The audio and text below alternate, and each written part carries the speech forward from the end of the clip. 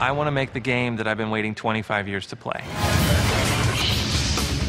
Transformers War for Cybertron really started with a sketch of Bumblebee, and we redesigned that character to modernize it all up to be much more of a realistic adult version. That was that first sketch that we slid across the table to Hasbro and said, what do you guys think? And that's where it all started. I think the approval process for Hasbro, especially nerve-wracking. In a sense, it's like George Lucas looking at you redesigning Luke Skywalker. My name is Aaron Archer. I'm Senior Design Director, and I oversee the Transformers universe for Hasbro. Activision came to Hasbro and said they wanted to make a kind of a breakthrough game, definitely a gamer game. And the original idea was, we've had a couple games that were based on Earth. How about going to Cybertron? And that's a really cool place. It's the home planet of the Transformers.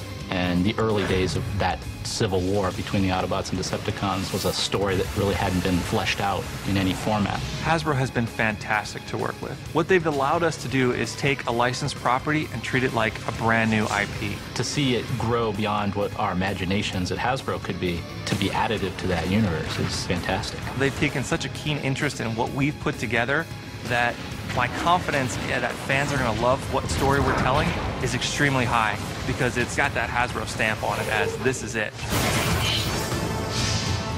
It's an amazing opportunity for us at High Moon Studios to work on creating the canon for what Transformers are going forward. Transformers War for Cybertron takes place on Cybertron. It's their backstory of what they were doing and how they became to be before they ever came to Earth. Because we're not tied to a movie, we're able to tell our own story. This is the Transformers game that they've been waiting for the last 20 years. It's based on the G1 universe. We're showing how Optimus rises into his leadership position. All those things were really cool to explore and build from that people wouldn't expect yet. You know, it's all fuzzy. We all kind of think we know, but you're really going to see it here.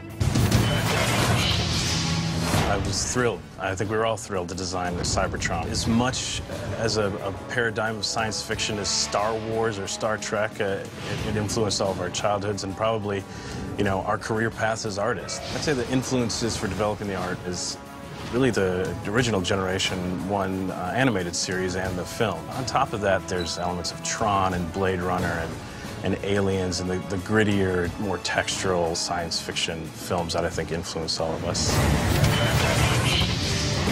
I think Transformers fans will like this game because we took it seriously, we took the property seriously. We have almost a reverence for the original.